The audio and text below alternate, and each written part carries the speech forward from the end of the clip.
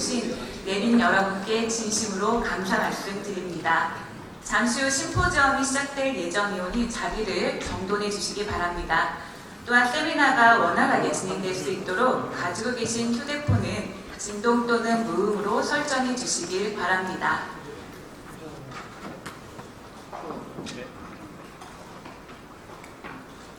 네, 오늘 심포지엄은 국방부 자원관리실과 한국안전문화학회가 공동으로 진행하는 심포지엄입니다.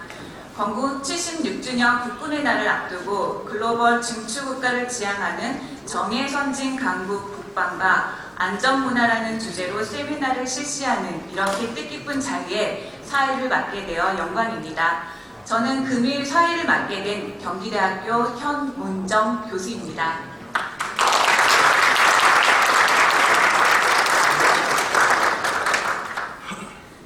네, 그럼 지금부터 2024 국방안전 심포지엄을 시작하도록 하겠습니다. 먼저 국기에 대한 경례가 있겠습니다. 모두 단상에 있는 국기를 향해 일어서 주시기 바랍니다. 국기에 대해 경례.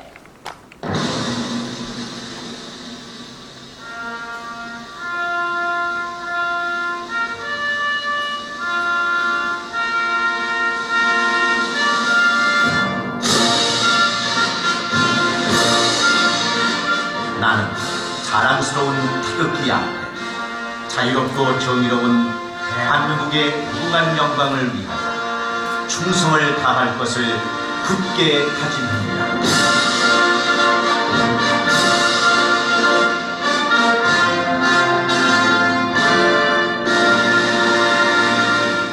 바로 이어서 애국가 제창이 있겠습니다. 애국가는 반주에 맞추어 1절만 부르도록 하겠습니다.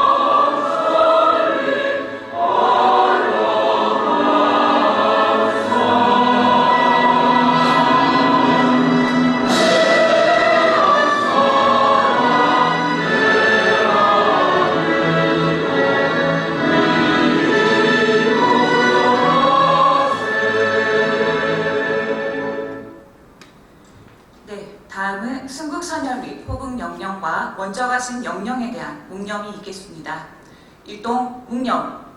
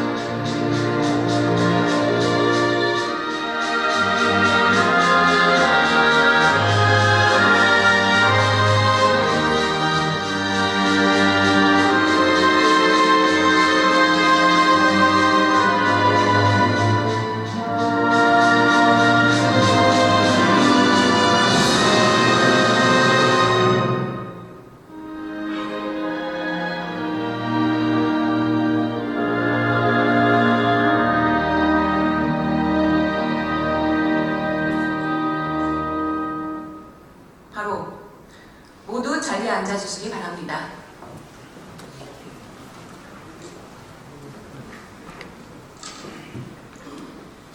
먼저 시작에 앞서서 2024 국방안전 심포지엄을 축하하고자 각 주최기관을 대표하시는 기빈분들이 함께하셨는데요. 바쁘신 와중에도 이 자리를 빛내주시기 위해 참석하신 내빈분들을 소개해드리도록 하겠습니다. 자리에서 일어나서 인사해주시면 드리겠습니다. 먼저 오늘 행사 주최 측 내림을 소개해 드리도록 하겠습니다. 국방부 자원관리실 성일 실장님 참석하셨습니다. 박수 부탁드립니다. 성일 실장님은 남해사업청 국제협력단의 전략기반 사업본부장님을 역임하셨습니다.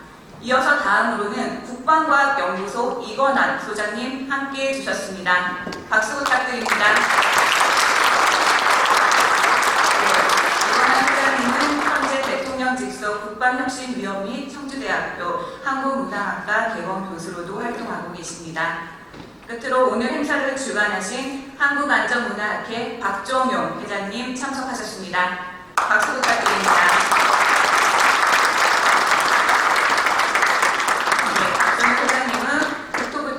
품질안전위원 및 현재 경기대학교 건설안전학과 교수로 재직 중에 있습니다. 네, 이 외에도 오늘 행사에 참석해주신 내빈분들이 많이 계시나 행사 시간 관계상 일일이 다 호명해 드리지 못하는 점 양해 부탁드립니다. 다음은 국방자원관리실 성일 실장님으로부터의 환영사가 있겠습니다. 큰 박수 부탁드립니다.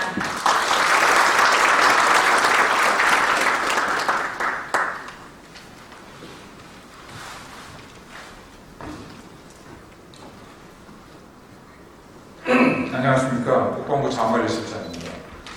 우리가 안전이라고 하면 늘 이제 공기를 들여 마시고 우리 생활하는 데 필수적인 요소처럼 우리 생활에 있어서 가장 필수적인 요소입니다.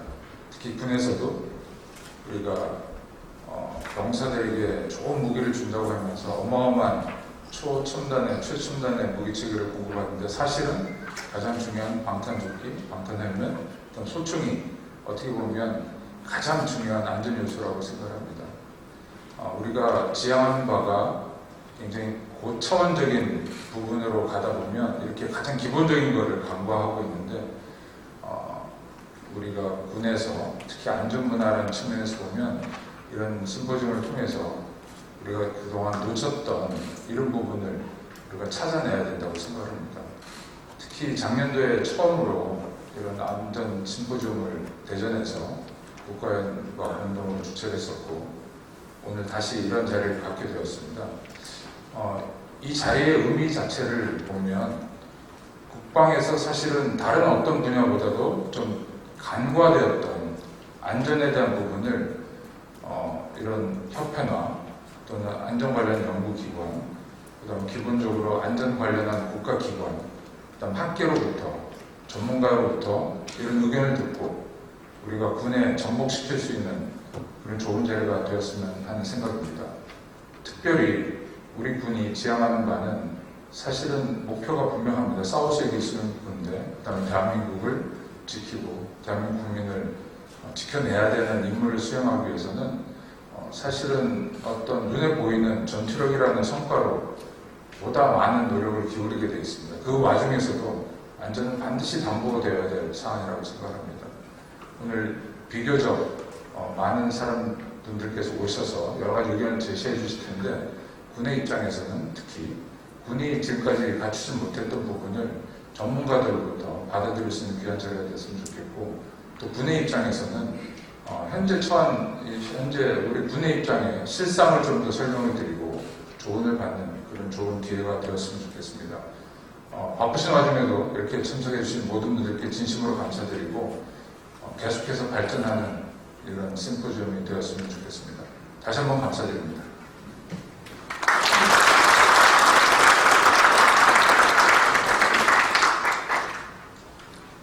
네, 성일 실장님의 환영사를 함께 들었습니다. 감사합니다. 다음은 국방과학연구소 이건환 소장님으로부터의 축사가 있겠습니다. 큰 박수로 맞이해 주시기 바랍니다.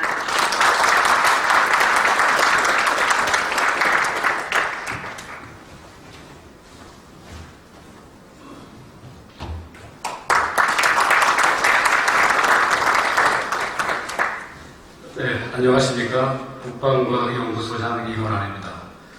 오늘 국방안전 심포지움을 위해서 남해안, 서해안, 또 멀리 휴전선 인근 지역에서도 많은 분들이 참석해 주셨는데 또 멀리 오신 분은 어제 오셔서 주무시고 이 먼 길에서 오셨는데 정말 환영하고 또 감사드립니다. 제가 60 넘게 살면서 폭염 속에서 반팔 입고 추석을 지낸 적이 한 번도 기억이 없었는데 참으로 올해는 대단한 해였던 것 같습니다. 그런 뜨거운 폭염 속에서도 여러분들 건강하게 계절을 마무리하시고 또 결실에 시원한 계절을 맞이하신 것을 다시 한번 또 축하드립니다. 과거에 안전은 Safety is Paramount라는 용어를 쓰면서 공군에서도 최고의 가치로서 유지해오고 그런 위험 사고를 줄였던 기억이 있습니다. 그래서 진화에서 Safety is Readiness and shall not be compromised 라는 용어를 쓰면서 안전의 개념이 준비의 개념으로 변화된 것을 느낄 수 있습니다. 오늘 세미나를 통해서 정말 많은 분들의 지혜 그리고 통찰력, 해안들을 나누는 그런 계기가 되기를 진심으로 바라겠습니다. 준비한 축사를 이제 다시 한번 말씀드리겠습니다. 국방안전 심포지움 개최를 진심으로 축하드립니다.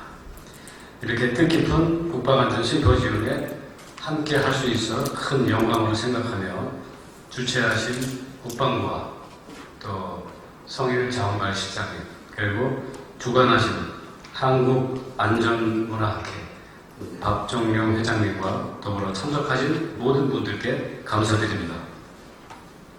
여기 모이신 각 분야의 전문가 또 군, 정책, 제도 담당자 그리고 무기체계 연구원분들이 각자의 분야에서 쌓은 지식과 경험을 바탕으로 열정적인 노력 끝에 오늘날 우리가 K방산이라는 위협을 달성했다고 생각을 합니다.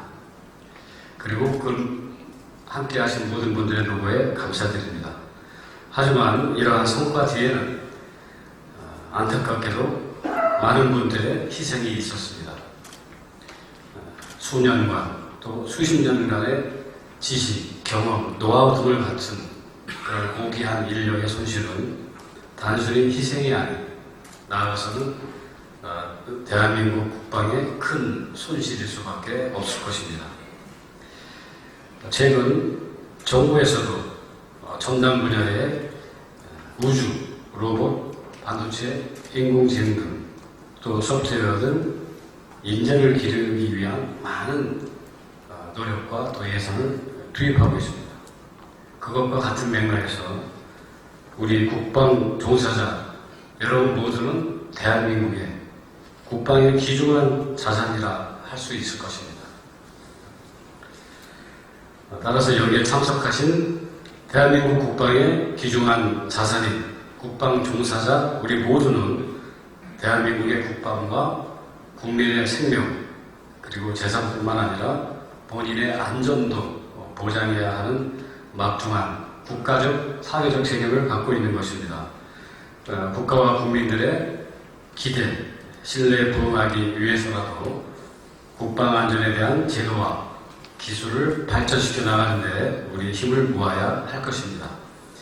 앞으로도 국방 연구개발과 또 방산업체들의 선제적이고 과학적인 안전관리와 각군 안전문화 확산이 본 국방안전 심포지움을 통해 널리 전파되어 무기체계 개발 연구자, 방산업계 종사자, 또 무기체계를 직접 운영하는 육해공군, 해병대 모두가 아무런 중대사고 없이 안전하게 업무에 매진하여 정의의 선진강국 국방에 기여하기를 기원합니다.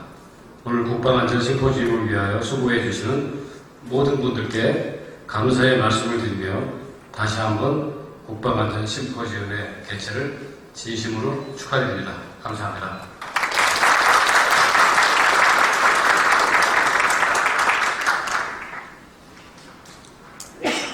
네, 이건화 소장님의 축사를 함께 들었습니다. 감사합니다. 네, 다음은 한국안전문화학회 박정용 회장님으로부터의 Why Creative Culture? 왜 안전문화인가? 라는 주제로 기조 강연이 있겠습니다. 박수로 맞이해 주시기 바랍니다.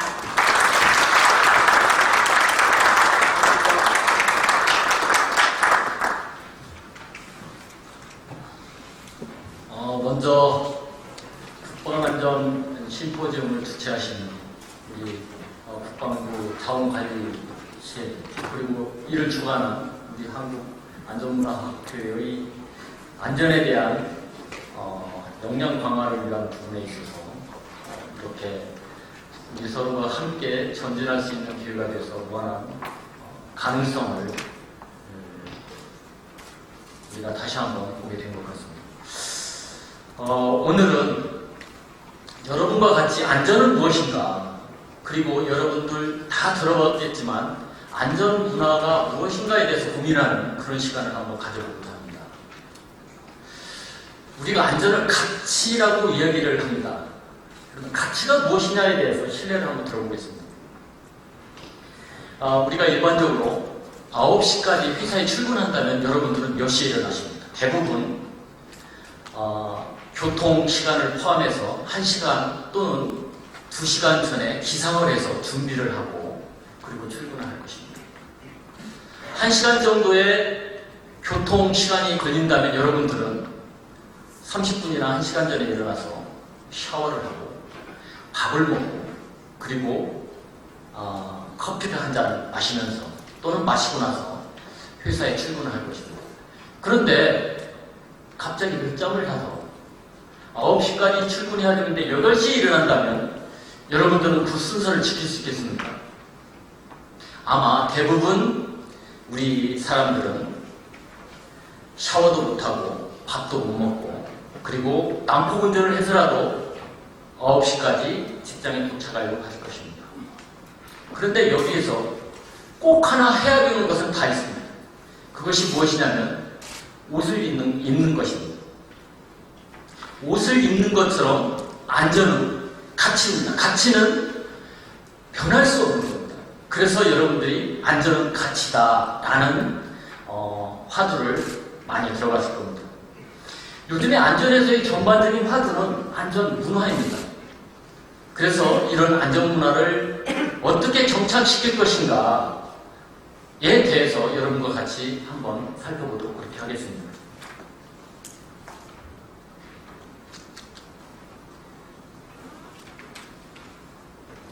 먼저 안전문화의 개념에 대해서 한번 알아보고요.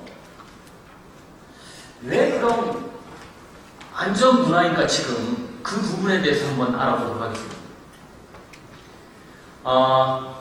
우리가 산업안전보건공단에서 사고 사망 트렌드 변화가 어떻게 일어나는지를 살펴보니 우리가 예방적 기술 그리고 안전교육이 미흡한 그런 안전지식 부분에 대해서는 대부분 사고 사망률이 많이 감소를 했습니다. 그런데 관리 감독이 되지 않는 지역, 그러니까 관리가 안 되는 지역에서 불안전한 행동으로 인한 사고는 지속적으로 증가를 하고 있습니다. 여기에서 왜 관리감독 사각지대인 곳에서는 사고 사망률이 감소하지 않고 증가할까라는 그 부분에 있어서 국가에서 고민을 하게 됩니다. 그래서 이 사고에 대해서 각 주체별로 원인 분석을 한번 해보니 정부에서는 사고가 발생하면 먼저 유발사안 적발과 처벌 중심으로 지금까지 안전관리를 해왔습니다. 기업에서는 처벌을 회피에 집중하고 사고 원인 분석이 미흡했습니다. 근로자들은 사고 발생이 다른 사람 일로 인식하게 된 거죠.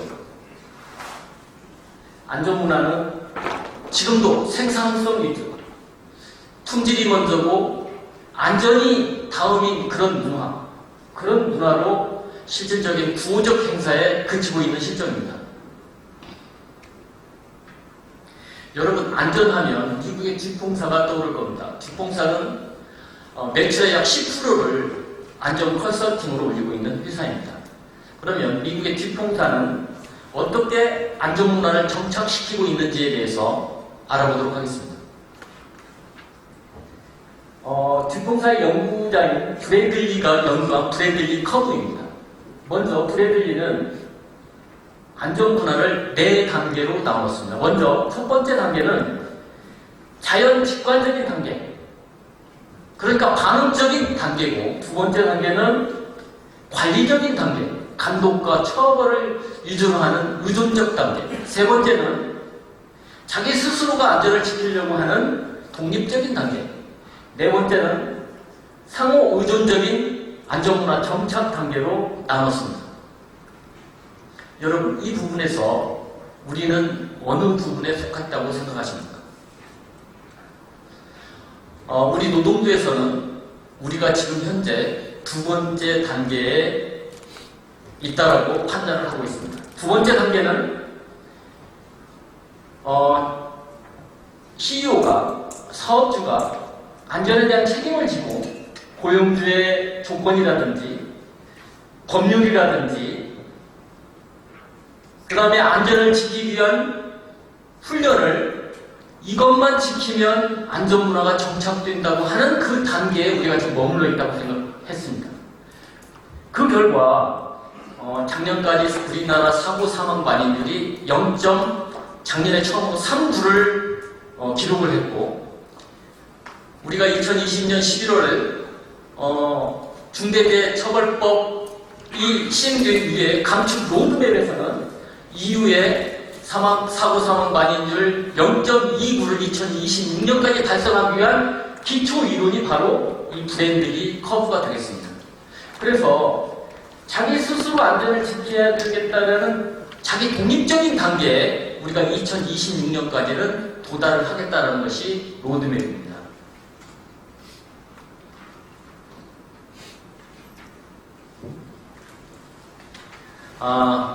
지금까지는 우리가 왜 안전문화인가에 대해서 한번 살펴봤습니다.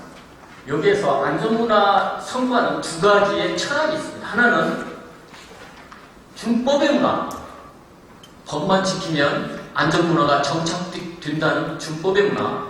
두 번째는 책임의 문화, 헌신의 문화. 내가 법 이후에 자기 스스로 안전을 지켜야 된다는 그런 문화로 리더십 철학을 나누었습니다.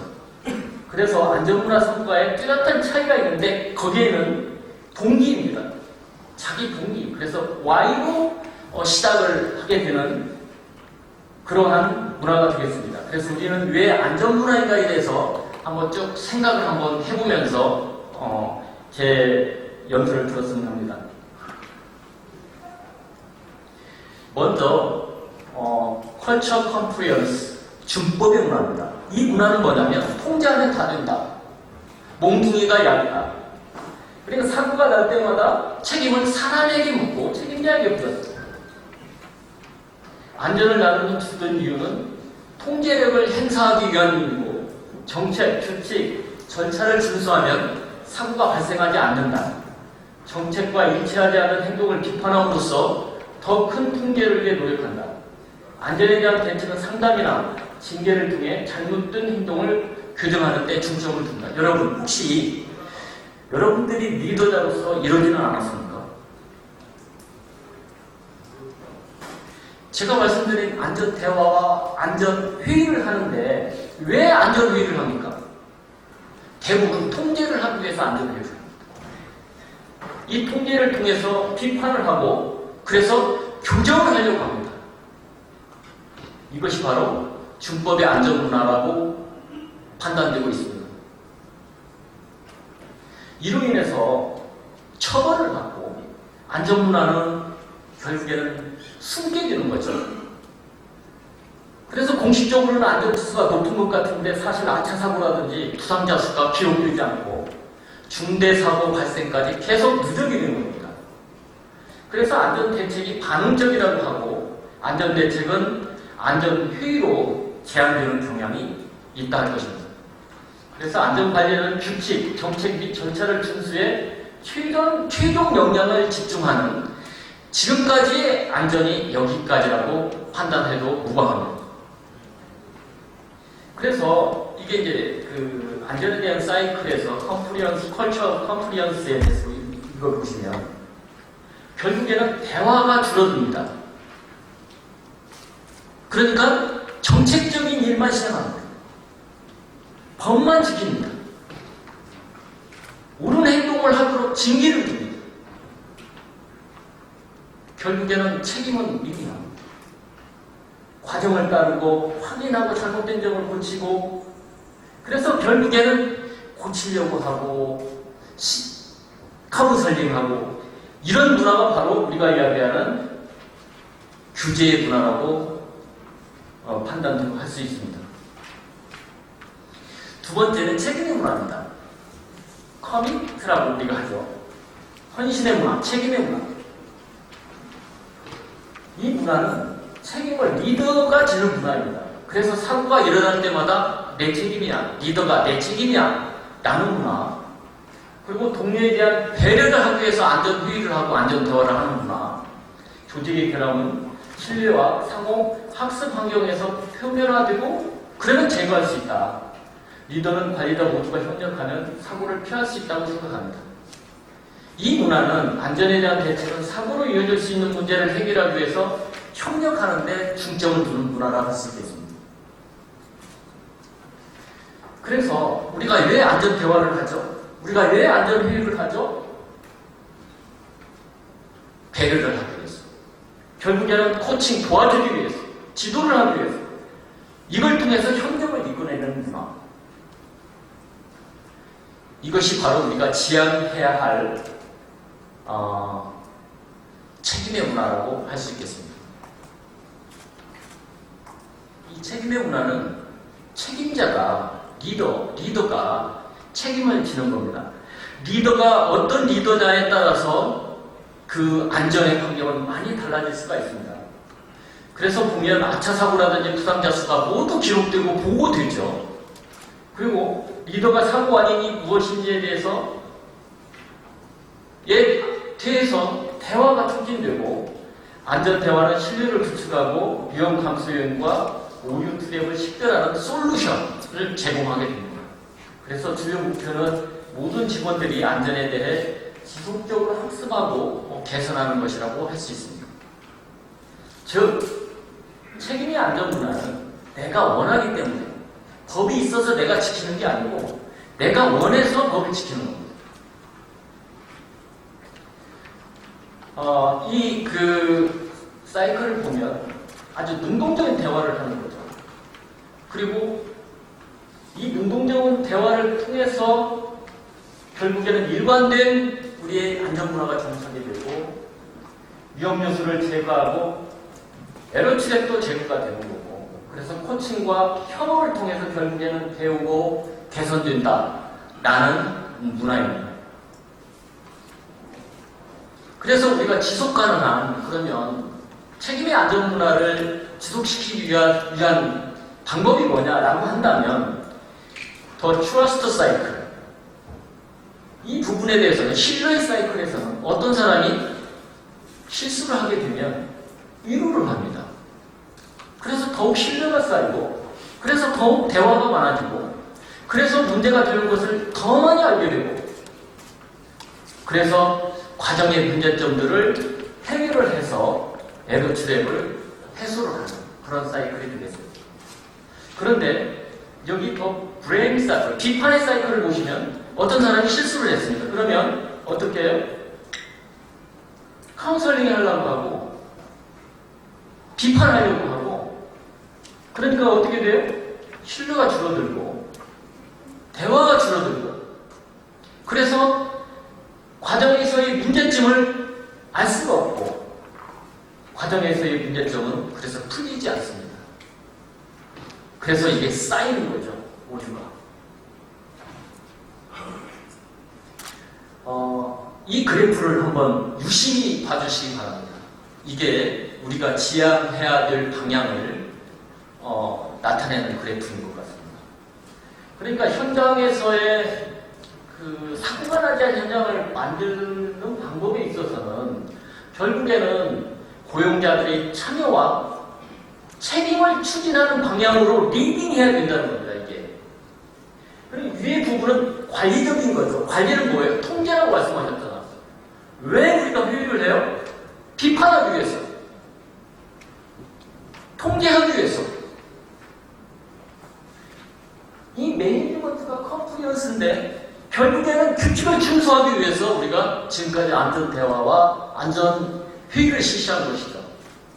처음에는 감소합니다. 하지만 정체되어 있습니다. 두 번째는 우리가 리딩하는 거예요. 어떻게 리딩을 해요? 근로자를 참여시키고, 그리고 리더가 책임을 지고, 이런 문화가 성숙됐을 때 우리의 이 사고는 보시는 바와 같이 아주 많이 됩니다. 이것이 바로 우리의 책임의 문화라고 할 수 있겠습니다. 그래서 여러분들 안전문화에 대해서 간단히 설명을 들었습니다만, 여러분들은 어떤 대화를 나누고 있습니까? 라는 고민입니다. 준법의 문화를 원한다면 통제, 비판, 징계를 통해서 관리하십시오. 책임의 문화를 추구한다면 배려, 코칭, 협력을 통해 이끌어가십시오. 여기에서 안전문화는 무엇이냐? 안전문화는 아무도 보지 않을 때 조직원 모두가 하는 것이다 라고 우리가 정리할 수 있겠습니다. 우리 극한의 오너십을 보여준 네이비실의 승리의 기술을 보면서 마치도록 하겠습니다. 위기에는 강한 리더가 필요하다. 전쟁터에서 통하면 직장에서도 통한다. 어려운 일은 있어도 안 되는 일은 없다. 나는 줄거리입니다. 그러면 리더가 무엇이냐? 나는 부분입니다. 좋은 리더가 되려면 원칙을 활용하는 데 필요한 전술적 기술, 전략적 기동력, 그리고 의사소통 기법 등을 배워야 한다는 겁니다. 리더도 배워야 한다는 겁니다. 네이비실 대원이 되기 위해서는 24개월 훈련을 마쳐야 되는데, 이 훈련은 참가한 훈련생 중 3분의 2 이상이 중도 탈락할 만큼 혹독하기로 유명하다.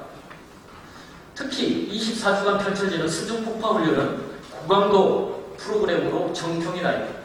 모래사장 달리기 6km, 공고투 훈련 200kg, 바다수영 3km. 이런 훈련을 통해 육체적 강인함뿐만 아니라 아무리 열악한 환경에서도 무너지지 않는 정신력을 갖춘 훈련생을 뽑아낸다. 수중폭파 훈련 교육생들은 7명이 한 팀이 되며 각조의 선임은 조장이 되어 조언을 이룬다. 한 훈련에서 2조가 거의 모든 경기에 승리했다. 반면 6조는 거의 매번 꼴찌를 하고 뒤처졌다. 이를 지켜본 주임 교관이 흥미로운 제안을 했다. 제일 잘하는 조와 못하는 조의 조장을 바꿔봅시다. 기적같은 반전이 일어났다. 6조가 꼴찌에서 단번에 선두를 치고 올라왔다. 2조는 여전히 잘했지만 안타깝게 졌다. 2조 조장은 6조를 맡으며 극한의 오너십을 보여줬다. 아무도 비판하지 않았고 변명하지 않았다. 가장 중요한 건 그가 승리할 수 있다고 믿었다는 점이다. 그는 팀을 하나로 모아 전력을 다하게 만들었다. 극한의 오너십이 팀 전체에 정착되면 리더가 사라져도 팀의 성과가 계속 향상된다. 이것이 2조가 조장을 잃고도 좋은 성적을 유지한 이유다.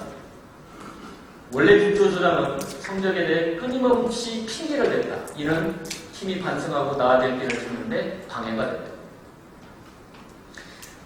이 사례는 가장 근본적이고 중요한 진실을 나타낸다. 나쁜 팀은 없으며 오직 나쁜 리더만 있을 뿐이라는 사실이다. 네이비실의 리더십 원칙들은 전장뿐만 아니라 기업이나 조직의 성공을 위한 핵심이었습니다. 모든 조직은 사람들이 함께 일하며 과업을 수행하고 목표를 달성해야 한다는 공통점이 있기 때문이다. 어떤 팀이든 이런 원칙을 숙지하고 실행하면 같은 결과를 얻을 수 있을 것이다. 그게 바로 승리다. 이상으로 마치겠습니다. 감사합니다.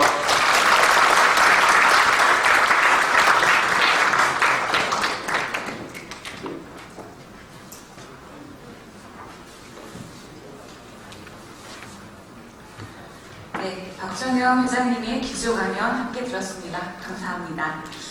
그럼 이것으로 1부 순서를 마치도록 하겠습니다.